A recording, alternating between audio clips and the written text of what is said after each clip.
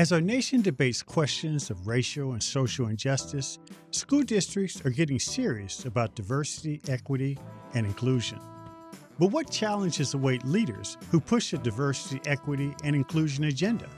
How should they respond to those who may not agree that these programs are needed or appropriate? What role, if any, should critical race theory play in our curricula? And how can we strike a balance that ensures each and every student feels safe and supported at school? This is what I want to know.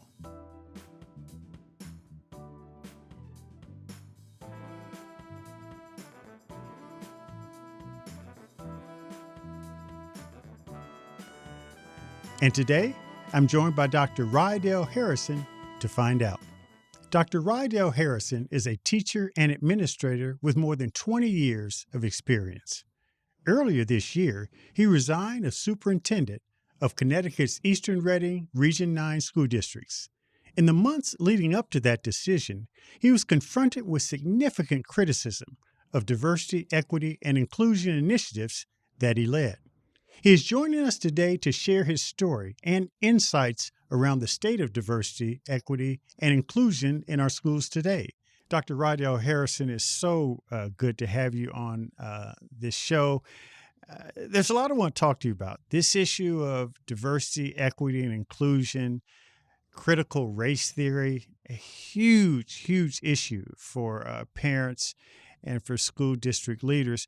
But first, I want to talk about you. I was doing some research on you. You started as a music teacher, and then you got your master's in divinity. How did that experience sort of lead you to school administration? So I was teaching music, and felt like I was having a great impact on students, but I was thinking about how do I kind of broaden that impact to not just work with students, but also their families. And so I decided to do a master's in divinity at Duke, thinking that that would be a way for me through ministry to impact more people, and particularly more students. And while I was there studying, that's really where I started to get my activism legs under me and looking at issues of race and sexuality and gender inclusion from a religion standpoint, and really then moving from there back into education and taking those experiences with me to develop who I was as a leader. Yeah, and why did you apply for the job at Easton Reading? One of the things that I was really passionate about, as I'm sure you can tell, is diversity, equity, and inclusion. And so Easton Reading had established a diversity, equity, and inclusion task force of the board. They had been listening to their students, former students, over the summer of 2020, who were sharing, we felt like we got a great education in this district. But as we went into the world, we felt like we weren't prepared to really talk about race and to talk about inclusion and equity in meaningful ways. And so the board felt like this was something that they really wanted to tackle. And I was excited about leading that work. It became, as we see nationally, and particularly in your district, a volatile, hot button issue. Talk to me about what the board was trying to accomplish that you were trying to execute on. This was shortly after the murder of George Floyd, when I think nationally our country was really reeling and coming to a reckoning of how we are thinking about issues of race, that and a recognition that we really are not living in a post-racial society. And so there was this sense with the board, okay, we need to do something, and we need to put this advisory or this task force in place, but we're not really sure what that looks like. But we know that we need to do something. And the board member who was leading the charge, who's fantastic, somebody who has a real deep passion for this work. When I came in, we initially immediately connected and laid out a framework for here's what we want to do through the course of the year. And the first part was really just around taking getting a sense of where we are on issues of equity and really doing sort of an equity audit throughout the year. And as you began the work, when did you sense that there was a percolating opposition out there? It seemed like that things were moving in a direction that you and the board we're looking for them to move into. But then, as you said, things changed after the election. I started to uh, get just a couple of community emails or emails from some families that as I read them, I thought they seem a little suspicious about this work, and so this is a good opportunity for me to sort of reframe what is it that we're trying to do. And so I framed all of our work around we want to figure out the best way to support all of our students, regardless of their race, their ethnicity, their gender, their ability level. That we want to make sure that they are all successful and that we are supporting them. After the insurrection, uh, it unearthed some of those things that popped up right after the November election. That's right. And, like many of my superintendent colleagues after the insurrection, I sent a message to my teachers and just said, as students are coming in this morning on the 7th, give them space to process, make sure that you're supporting them. And then I also sent a message to all of our families. And in the message, one of the things that I shared was, like many of you, I, I am still reeling from the impact of seeing a Confederate flag in our most hallowed building in this country, which I thought was not a big deal to say. But that set people off. That set people off. You saying that, making that reference, sort of pulled out a lot of different voices that before that really were silent or somewhat supportive. Do you understand where that came from? I was shocked, and I am not a naive person. I've been doing this type of work and really focusing on many of these issues for a number of years, and I was blown away that I started to get this pushback and this sense of, I can't even believe that you said that. It really, to me, spoke to,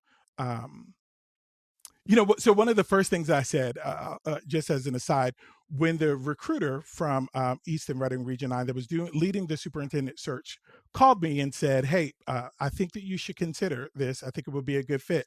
What I said to him was, now, I'm Black, right? And I've been Black for a long time, and I don't think it's going to change. So this is a predominantly white community, white district. Is that going to be an issue? And so I think that was really the first sense of the community recognizing that I am experiencing the world around me as their leader. I'm experiencing the world around me as a Black man, and that my education position or my job does not free me from seeing the world through that lens and responding appropriately. But you still had most of the family supportive of what you were doing. I would say that for every, particularly right after the response to me mentioning the Confederate flag, for every critical email that I received, I probably had 2 emails of support from families saying, we not only appreciate you supporting our students, but we appreciate you opening up yourself a little bit and being vulnerable, because that's a quality of leadership that we think is very necessary for this community. How were the students and their response to all this? At the beginning of the year, even in a COVID situation, I started the year visiting as many classrooms as I could. And one of the things that I always say to students is, I'm not the superintendent, I'm your superintendent. So I'm here to really support you and help to develop who you are as a student and as a person. The initial response from my students of color, when I would walk in the room, there was a double take of like, oh my God, this person looks like me. And so there was a really strong positive response initially. And then even several of our students and alumni throughout the year reached out and just said, we really appreciate you leading this charge and really the ways in which you're talking about centering the voices of our students, and particularly our most marginalized students, that's something that we appreciate about you as a leader. So this took on a life of its own. And again, in reading reports, it's instructive because there was the suggestion that you weren't just engaging in an audit or a level check to see where people were, see where the community was, see where your district was in terms of equity and inclusion issues. Uh, the suggestion was that you were trying to ram down the throat some critical race theory curriculum, and it spun out of control. How did the critics respond when you tried to correct the record? My experience as an education leader is that when there's confusion in the community or among stakeholders, and you provide them with clarity and truth, that everyone's able to move on. And it became really, really clear that no one was looking for truths. These folks were not looking for answers. They were looking for the next step to add to the narrative that they had already laid out. Sadly, even though you had the support of the board, even though you were implementing what the board wanted you to implement, even though you had not made any recommendations about how to deal with the curriculum or what to do other than provide the audit and the level check that you were tasked with, you came to the personal decision to resign. And why did you do that? The same board that unanimously approved the establishment of the task force and started the year really supporting this work. Several of the board members really started to backpedal.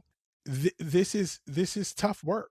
And without having that full support of the board, I was really concerned about my ability to really do meaningful work over time. But the other piece is that the uh, responses from the community went from critiques of the initiative or concerns about the initiative to concerns about me. And there was a lot of what I interpreted as very sort of racist comments. There were these pamphlets and mailers that went out to all community members. It was a really organized attack of we need to be concerned about Dr. Harrison, the person who's dangerous, and he's pushing these ideas on our students. And look at these excerpts from his dissertation that prove that he is sort of out to get us with his own agenda. And so two things. One, I am really passionate about education, but I also recognize the emotional investment that has to be in place to do this work well. And that level of attack from the community, from a personal standpoint, was difficult. What are you doing now since you've resigned? So I'm working for the Connecticut Center for School Change. It's a nonprofit that works with districts all over the state and expanding into all over this region. And we focus on supporting districts, supporting leaders in particular on moving forward high quality instruction, um, leadership development, leadership coaching, and equity. Diversity, equity, and inclusion. And so I'm really excited to be a part of that work and being able to share my experiences in Easton Reading Region 9, and then also sort of stand in the gap between uh, research that's happening in the academy, right? So really academic research and practice, the way that plays out in the schools. And so being able to stand in that gap and really interpret and support districts, it's really exciting work.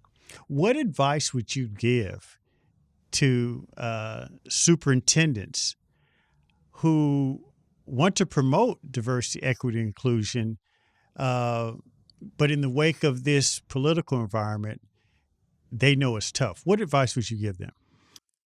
I think it's really important to lead with a real clear picture of what is it that you're trying to do. And so when people started for me, when people started talking about critical race theory, we were sort of already on our heels trying to respond. So my recommendation to superintendents would be to really lay out your framework and go ahead and attack some of the responses to critical race theory by first saying, look, we're not talking about critical race theory. Here's what critical race theory really is. The other thing is, as much as you can, it's so important to have one-on-one conversations with people. And so in my one-on-one conversations, even with some of the biggest critics, I was able to say, but listen, you're responding with to me with all of your talking points, but that's not what I'm talking about. So how many students of ours are you okay with not feeling supported? Because my number is 0. So if it's 1, then this is a worthwhile effort. And so really framing it around that. Dr. Harrison, last question. This is what I really want to know. What is the future of diversity, equity, and inclusion in America's schools? There are days that I feel really hopeful, and I based on conversations that I'm having with leaders and hearing about some of the initiatives that they are working towards and wanting to move forward. And then I watch another news story about how these communities and these folks are really organized, that they're coming forward with these very organized attacks. I think that the future of this work really lies in the hands of our students. And so I think that that is really what for the opposition, that's what in many cases makes this such dangerous work, or dangerous for them, right? And hopeful for me, because historically, what we see in this country is that when young people take up an issue, change happens. And so, what I saw happen over the summer of 2020 after George Floyd was it wasn't the adults leading this charge. It was our young people saying we have to do better. And as the adults who are supporting us, we need more from you. And so. I think that the future is hinged on how well our young people are able to organize and find support in their organization. And that's the other sort of critical piece for superintendents and district leaders. How do you really create space to bring forward those student voices? You're absolutely right. And for those who are not engaged in revisionist history, I urge them to read Taylor Branch's book about the Civil Rights Movement and Dr. King, The Children's Miracle. Yes. Which more than anything led to the passage of the Civil Rights Bill in the middle 60s, largely because thousands of children in Birmingham crowded jail cells. That's what led to the change. And I believe you're right. I believe the children, the young people, will drive equity and inclusion issues in this country. Dr. Harrison, thank you so much. I certainly enjoyed chatting with you. Thank you. I appreciate you having me. Thanks for joining What I Want to Know. Be sure to follow and subscribe to the show on Apple Podcasts, Spotify, or your favorite podcast app. And don't forget to write a review, too. Explore other episodes and dive into our discussions on the future of education. I also encourage you to join the conversation and let me know what you want to know using hashtag WIWTK on social media. That's hashtag WIWTK on social media. For more information on Stride, visit stridelearning.com. I'm your host, Kevin P. Chavis. Thank you for joining What I Want to Know.